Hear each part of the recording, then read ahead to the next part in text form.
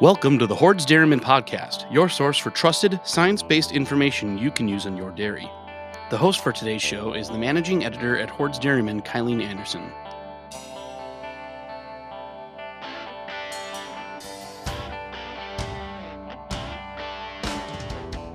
Today we welcome Jeremy Brown of Twin Birch Dairy, Skaneateles, New York, Farmer Advisory Council member, milking almost 1,900 cows of Holsteins, red and whites, some Jerseys, and some crossbreds, and some brown Swiss in there, in the Finger Lakes region of New York, one of the most beautiful parts of the country, in my opinion. Jeremy is a partner in the operation and second-generation dairy farm family. Jeremy, thank you for joining us today. Hey, thank you, Kylene. It's a pleasure to be able to participate in something like this, and I hope to be able to have a interesting podcast for folks to listen to. But if you could coach me a little bit on where you want me to begin, and I can fill in the blanks. Perfect. So maybe just to start, would you mind giving us just an overview of your background, and then kind of walk us into the history of the farm and where things are up to today? As far as my individual background, so I grew up in northwestern Pennsylvania. My family has been farmers there for the last 200 years. After high school, I was fortunate enough to get into Cornell and studied animal science, and really felt like there's a huge number of opportunities here in New York, so I never went back west. Built a great network here, was exposed to some amazing opportunities through the Dairy Fellows program, had some really dynamic professors, and just built a great social network up here, and also developed a great admiration for the farmers here in the Finger Lakes and the way they did business, and how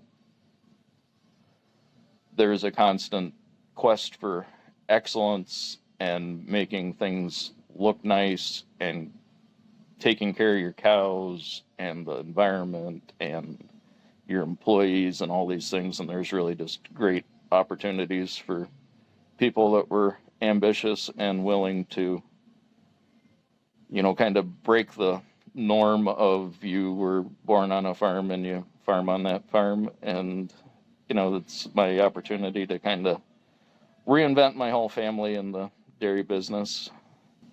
That's fantastic. So while I was in college, my dad dispersed the dairy herd in Pennsylvania, and I began working on weekends and through the summers on a dairy near Ithaca. And I was there for full-time for 7 years. And then just over 10 years ago, I started here at Twin Birch. So Twin Birch is a non-family partnership between the Browns and the Evanses. So I have there's the senior generation, which are the Youngs, who moved here from Cortland County, New York in 1960 and built the initial freestall facility in 1990. Since then, we've steadily grown, and that's provided opportunities for Todd and I to come in. I work with the cows and basically all things related to what goes on in the barns, and then Todd is in the oversight of the business and does crops and shop and manure management. So we divide and conquer and play to our strengths. I grew up on a small dairy, so I used to do a little bit of everything, but I've always gravitated towards the animals. That's where my real passion is and where I get my fulfillment. So by kind of doing it unconventionally with a non-family partnership and on scale, everybody can play to their strengths and ultimately have a successful operation. Our mission statement here at the dairy, or at least the summary of it, is that we want to be good stewards. So whether that is to the land or the animals or our co-workers, and also to be an asset to our community. And I feel like that's really what drives us and how we have structured our entire business, is just to do right by our neighbors and be sustainable producers.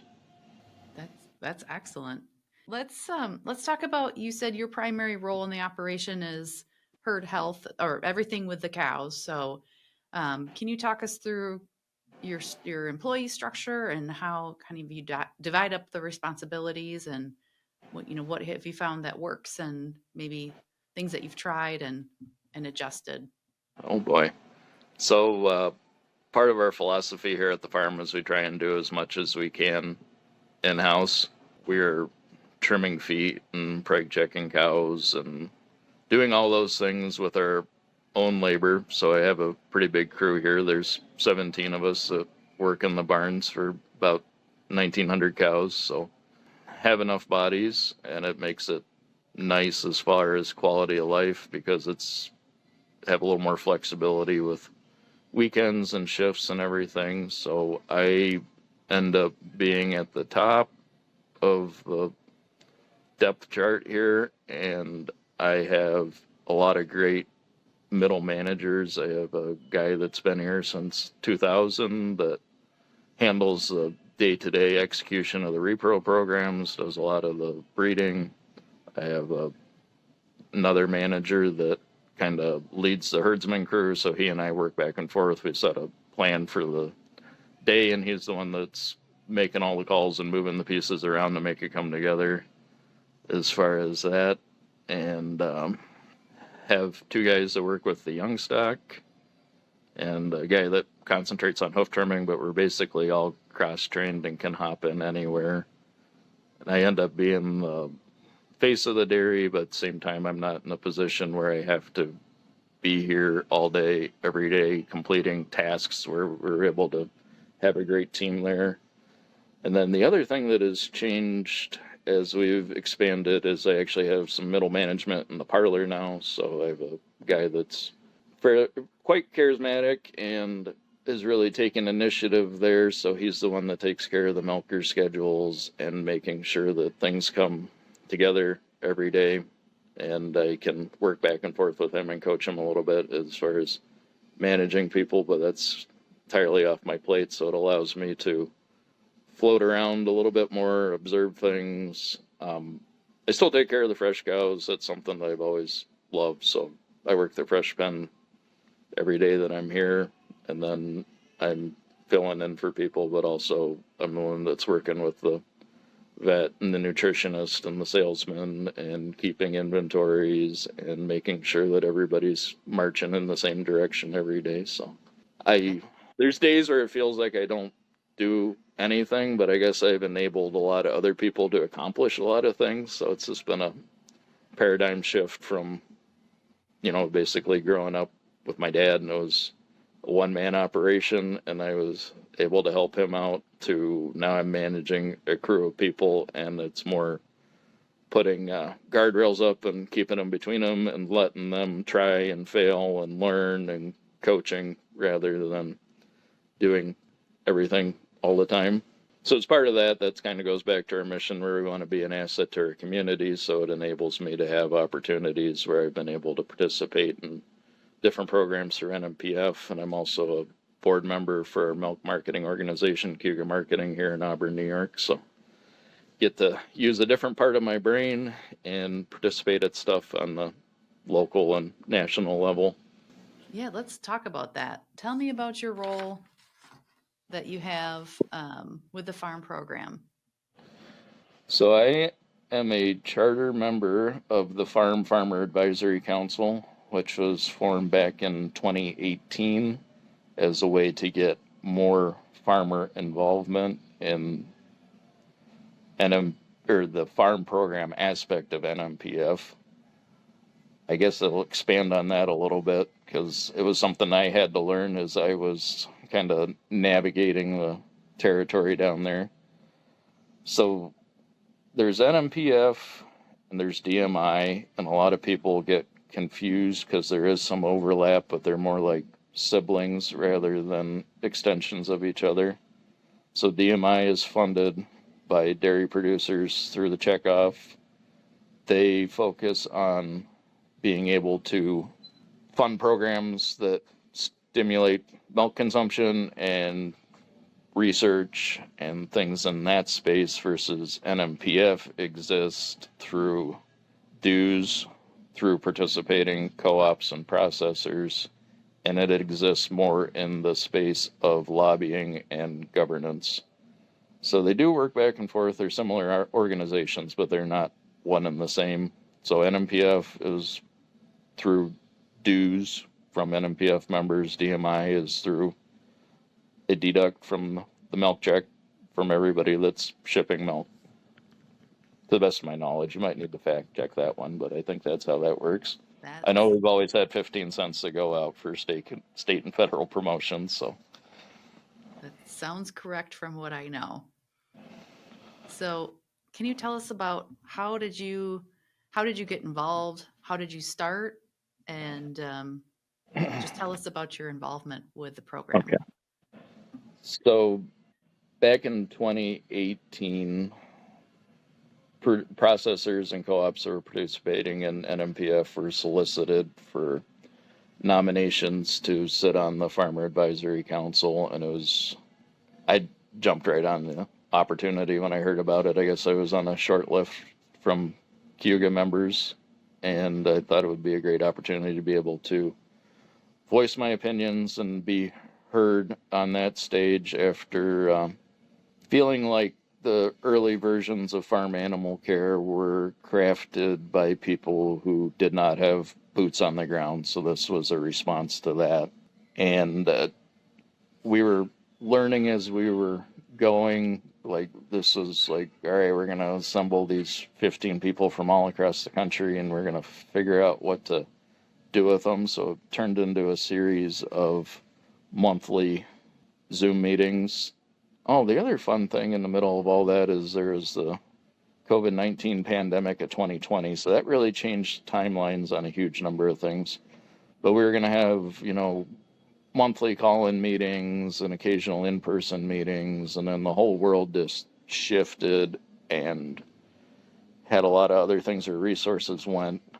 But through it all, we were able to persist and kind of developed a new cadence, and we're just in a constant state of reinventing ourselves for the first 5 years. And I'd really say in the last 2 years it's gelled and come together, and we're starting to do things. There's been some changes in governance within NMPF and how the different farm version cycles are approved and presented to the NMPF board, and I'm excited about that. But it's also, I'm in my, 7th year of a 2-year commitment. So it's time to roll off some of the old guard and make room for some new voices in DC. It's just my hope that they will be able to benefit from some onboarding and having the governance spelled out. And I haven't really added up the time through the years, but I have definitely hundreds, if not thousands of hours tied up in helping make this program the best they can. I mean, as far as my personal philosophy, I really don't like governance, but we don't live in a feral society. So self-governance is a great step, and I feel like this is a way for dairy farmers to be able to provide customer assurance and also participate in self-governance, where as long as we can come up with a program that is internationally recognized and driven by dairy farmers, why not police ourselves? Because otherwise it will come from the outside.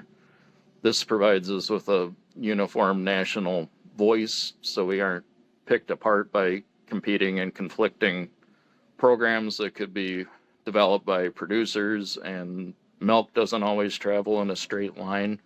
So it'd create a huge logistical nightmare if we couldn't set this foundation through the farm program, where basically all the dairy farms in the United States adhere to these standards, and we can move milk efficiently and be able to participate in international markets, which I think is really our greatest accomplishment. And now we are able to really make it farmer-led and farmer-driven rather than, I believe it was task force led initially, and that's where a lot of the pushback came from, is like, well, how do you end up on this task force? And I've since participating in the Farmer Advisory Council, I've been able to participate at the Animal Health and Wellbeing Committee level at NMPF, so that is a different layer of governance. So there's a Farmer Advisory Council that's working monthly with NMPF staff on calls that really have an open agenda. You can add anything in if you are seeing or hearing things or have concerns, and talk directly to the staff and be a voice for the dairymen in your community. And then the next level up is there's the task force, which are trying to remember how they're nominated, but they're nominated and they're seated by the NMPF board. And then I'm on the Health and Wellbeing Committee, which is providing direction to the task force and then giving it a nod before it goes to the NMPF board for approval. So that's kind of our whole governance process there. Yeah, it's fun to be on multiple layers of it, and I guess it kind of breaks the whole stream of conversation, but I can't say enough good things about the staff that we have in Washington working with us on the farm program. They, they aren't boots on the ground dairy farmers like I am, but they have the dairy farmers' best interest at heart, and they are able to exist in that space and get things done, versus if you were to drop me in Washington, I wouldn't fit. So we can, everybody plays to their strengths, and they've done a great job with the staff there. I really get a lot of interaction with them through some various committees and task force, and I feel like we're in great hands. That's fantastic. Since you said 2017 or 2018 was when you started? I'm not sure. It's somewhere in that ballpark. It must have been 2017, because I can remember my older son being a toddler, and I don't believe my second son was born yet. So it'd be in between 2016 and 2018. Somewhere in that ballpark. Yeah. It's all a blur. So with that, I know there's been a lot of changes implemented. Can you talk about some of the changes that you've seen and, what has happened? I mean, you're talking almost eight years now. So almost a decade. Yeah.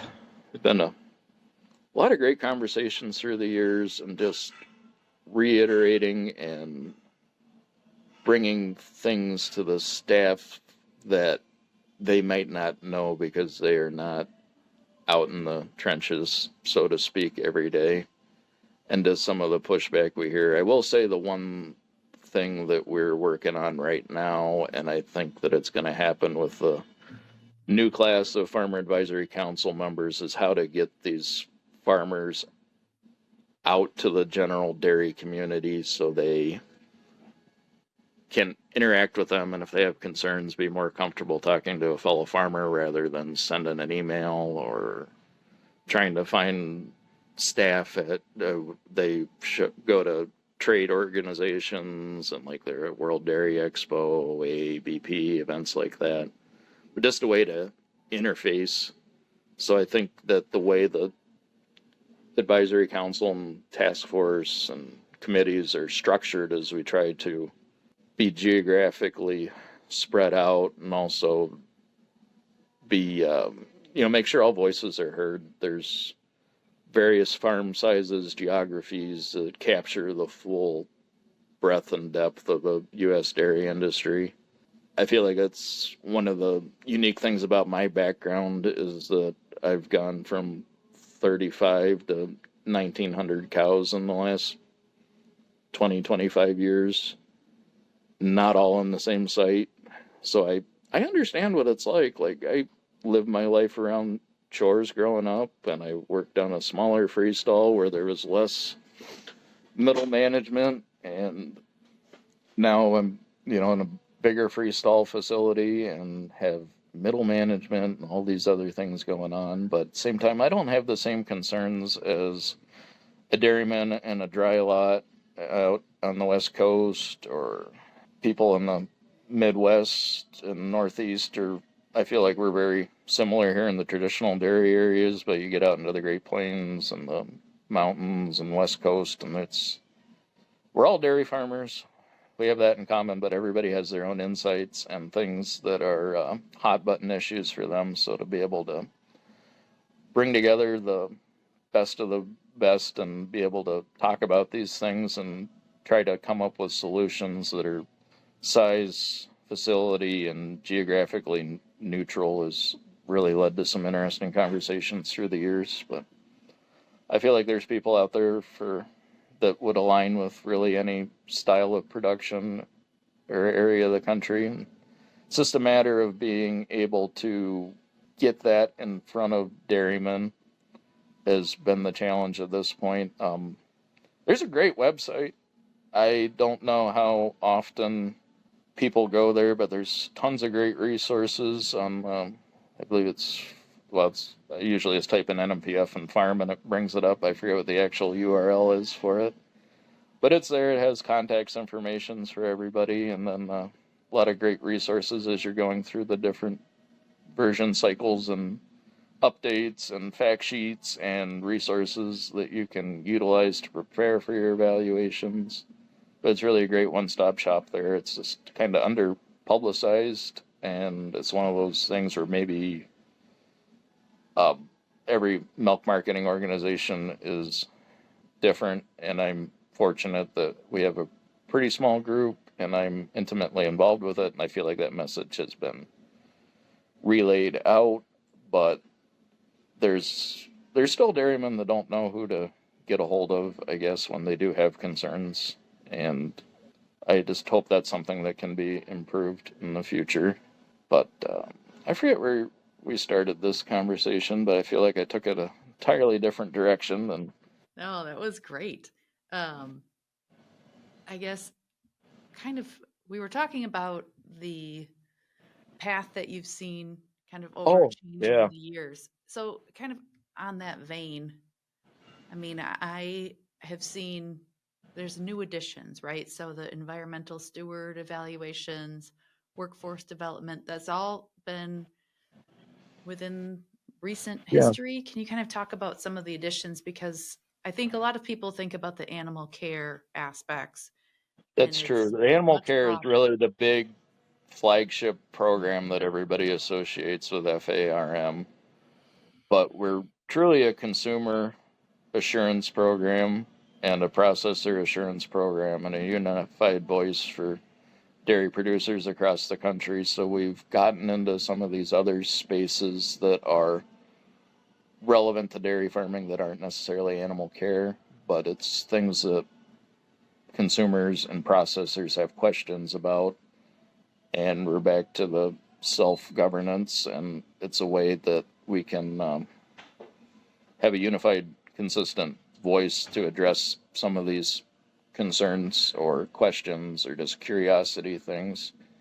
So as far as environmental stewardship, that's we're looking at some emissions, some carbon accounting, and just trying to keep that uniform, because competing and conflicting programs are always tough to navigate, and it's nice to have like I say, it's just a solid foundation underneath the entire U.S. milk supply.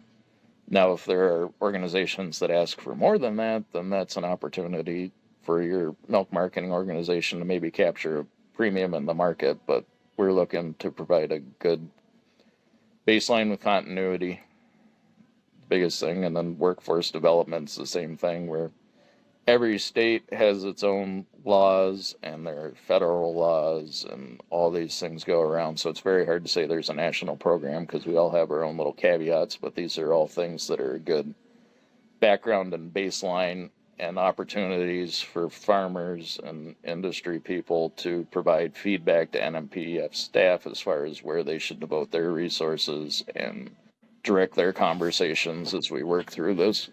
Yeah, and I think you said something earlier about, this helping open doors for exports. Do you want to talk a little bit about how, NMPF and US DEC can kind of That was something I learned as I was going through this process, because there's a contingent of people that I'm part of that's like, well, why do we keep rolling out these new version cycles of the farm program? It seems like, enough is enough at a certain point, but there's an organization called ISO. I forget what it stands for, but ISO is ISO, and it is globally recognized, and that is part of their requirements for maintaining our ISO certification that, that other companies in Europe and Asia and everybody is beholden to is, what is the ISO standard. And for farm to maintain an ISO certification, we need to be constantly working on this program. And it doesn't necessarily mean that we have to reinvent the wheel every time, but there's certainly tweaks. And then there's also opportunities now within our governance where if there's things that maybe didn't work out the way the task force and committees had hoped, that we can retool them a little bit. So it's just a never-ending cycle of setting a standard, evaluating it, making sure we're getting the desired results, and working back. But it's basically to be able to play on a global playing field. Yeah, and exports are growing in importance, certainly for... Oh, definitely. I mean, it's, you gotta love domestic demand, but there's a hungry world out there, and you can't turn the cows on and off like you can in other businesses. So there's times when there's more milk and we need to find markets for it. And I don't have like recent numbers, but I know like even 15 years ago, like if you thought about it, one day a week's worth of production was being exported. So it would create huge negative ripple effects through the entire dairy business if we were to lose our export markets. So that's part of why we do this, is to keep those avenues open. Yeah, that's fantastic. So if someone was interested in doing what you're doing, or getting involved, giving feedback, how would you advise them to proceed? So if they just want to provide feedback passively, there's just go to the website, and there are all sorts of links where you can send emails to staff. If you want to participate more actively, there are solicitations to all the organizations that are affiliated with NMPF for nominees for the various committees and councils and everything. So that's lean on your co-op staff and processor staff, or whatever your interface is there. Major dairy cooperatives are, so like I'm thinking like even at Cuga Marketing, we're shipping about 1.5 billion pounds of milk a year collectively. So that gets us a seat at NMPF, but then there's a small co-op kind of at-large seat. And I don't know if maybe that's where some people are being lost, is just because they aren't as heavily represented, but you're very much a member, and it's just a matter of navigating to get that direct involvement. But I would say that, if this is something you want to participate in, definitely be in touch with your co-op staff and members, whether it be your president or whatever. They should be receiving information for all these different asks, because there's this is a world of opportunities. I mean, a lot of these committees and boards have upwards of 15 to 20 people on them, so there's definitely opportunities. And I guess don't wait to be voluntold. You can make your own waves. Yeah. What have you felt? I mean, you said you're starting to wind down. What have you felt like your contributions have been? And as you start to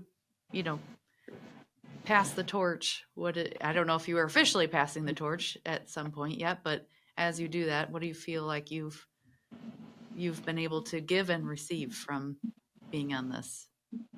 So as far as what I gave, I mean, I didn't do this to have a resume builder or anything like that. I did this because I wanted to have change, and I wanted to be able to understand the process and participate in the process and make sure that my voice was heard by the appropriate people. So I'd say that was the number one thing I did, and also just being able to participate in the governance as we were taking this off the ground and just figure out exactly where the Farmer Advisory Council fits in this whole space. I guess I was influential, or at least some of my suggestions have come to fruition. So said the right thing to the right person at the right time, and stuff happened. But it really does. I'm terrible at self-promotion, but I felt like my voice was heard enough. I continued to participate and have been offered other opportunities and jumped on them too. So it's Yeah, let's talk about those. What other groups are you involved in, and where's your passion lie? okay. So I feel like because of my involvement in the Farmer Advisory Council, I was given the opportunity to participate in the Animal Health and Well-Being Committee. So that's kind of moving from, you know, a different level of governance within the farm program. And it's a mixed group of people, academics and veterinarians and co-op and processor staff, and we have biannual meetings to talk about things, or biannual in-person meetings. We have kind of Zoom calls as needed, WebEx, and everything else along those lines. And then, so I have that, and then I feel like I'm fortunate enough to be elected to the Keuga Marketing Board about 2.5 years ago, so that's been great experience. Same thing where it's a grassroots group, and it's really great to be part of a group of like-minded individuals that are all trying to accomplish the same things. And I'm not going to say that there isn't a diversity of opinions, but at the end of the day, we all come together and try to do what's best for our group of farms here in New York. Can you tell us a bit about the history of the co-op? And I think it's a pretty unique story. If you could kind of just walk us through. I was very young when all this was going on, but I've been told that marketing milk in the 1980s was a very dicey thing.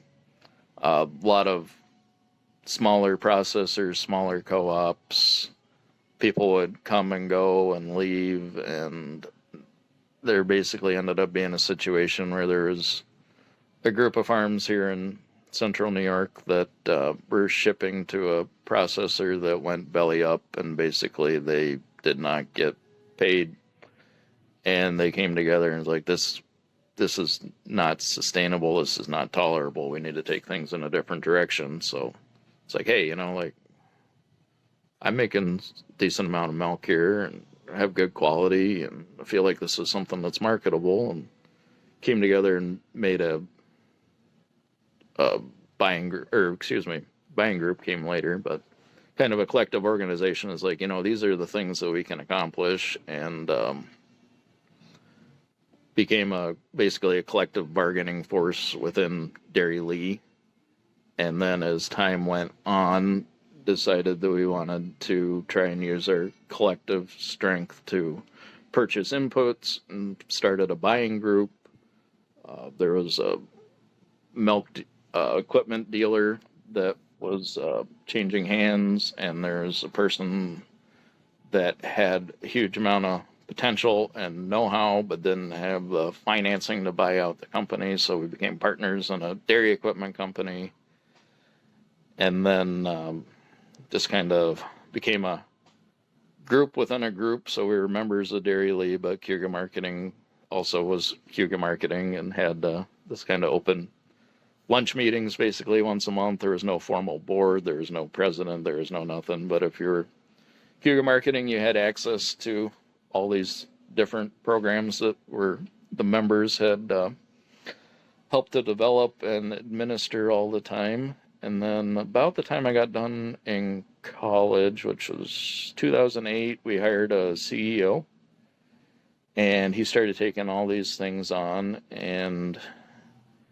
as the discussions at the lunch meetings, it kind of progressed, it turned into, why are we spending all this money on hauling to ship the product everywhere when the milk's made up here, and then they're making products that could be made in central New York. Like, why are we trucking milk all over the state? So started a grassroots effort to build our own processing here in central New York, and that went through many different iterations, and we ended up with an ingredients plant where we make liquid and dry food ingredients. So no consumer products here or anything but ingredients that will end up in consumer products. And that enabled us to take control of some other things. And when Dairy Lee became part of DFA, we felt like it had gotten too large for how we envisioned co-ops to be. So we were able to break away and started marketing our own milk as Kuga Marketing. And we don't have an open membership or anything like that. We're really just kindred spirits that have chose to flock together and been able to do some revolutionary things here. They called it the miracle in the cornfield when we built our initial processing plant, and it's been a great asset through the last 10 years. And right now we are commissioning product at an expansion where we'll get into some aseptic and extended shelf life packaging. And hopefully that will be the next chapter where we'll be co-packing consumer products. So new space for us to be in, but it's exciting. It's growth. It'll help us continue to control our destiny, which is really what we're about. Grassroots, controlling your own destiny. When you see a problem, put your effort into fixing it. And also, all the while, just like Twin Birch Dairy, where we are just completely dedicated to being good stewards of the environment and of our livestock and of our employees and co-workers, and be a positive force here in our communities. Yeah, that's a fantastic story. I mean, that's really, it's really incredible if you think about it, that that's the idea of a co-op coming together. Yeah, and just questioning the status quo. Mm-hmm. We never want to be complacent. There's always something that we could do better, or a way to be able to streamline things and ultimately give the consumers what they want. And we've accomplished that in a non-conventional way, I feel like. But it's just the collective efforts of like-minded individuals that have made Kuga Marketing bigger than their individual farms, where we all have a lot of pride in being part of the organization. And I'm not saying that other organizations aren't the same way, but it's just so much more grassroots. Like, we can all sit down at the annual meeting and you have 100% participation, and we all fit in the conference room type situation. Yeah, it's really incredible. All right. I've taken a lot of your time, and this has been great conversation. I didn't know if there's anything I hope I gave haven't. you something to work with. Yeah, well, has there anything that I haven't asked or addressed, or anything that you wanted to add? I guess I've always wanted to say this publicly, but I'd like to thank all the people that have taken a chance on me through the years. I'm truly grateful to my parents for giving me everything they could, the professors at Cornell that saw something in me and helped open up the right doors so I could be involved in something like this. I'm blessed to have a supportive wife and 2 beautiful children. I hope that the things that I did will enable them to be able to be dairy farmers someday if they so choose. And if they don't, I hope it enables them to be successful at whatever they choose. Had a lot of great co-workers and consultants and vets and everybody else that have really made me who I am. And I'm just thankful that for whatever reason my life has gone the way it has. So I'd say the whole participation in NMPF was the same way, where I was just at the right place at the right time and got to be fortunate enough to have my voice heard, and I hope that everybody in the dairy community is able to benefit from the little bit of time and effort I was able to put in just because I was willing and there and ready. So No, that's fantastic. Wow, this was really great. I really appreciate this. And well, Jeremy, thank you for taking the time to join us today and share more about your operation, your background, and your experience on the Farm Advisory Council. You've been listening to Jeremy Brown of Twin Birch Dairy. If you want to be the first to catch these conversations, make sure you're following us on YouTube or your favorite podcast player so you don't miss a beat. And if this episode added value to you, send it to someone who would appreciate it too. Thank you, Jeremy. This was fantastic. Really appreciate your time. thank you. Have a great day. You too. Thank you for listening to the Hoard's Dairyman podcast. Follow us on Apple Podcasts, Spotify, or your favorite podcast app. And don't forget to like and subscribe on YouTube. See you next time.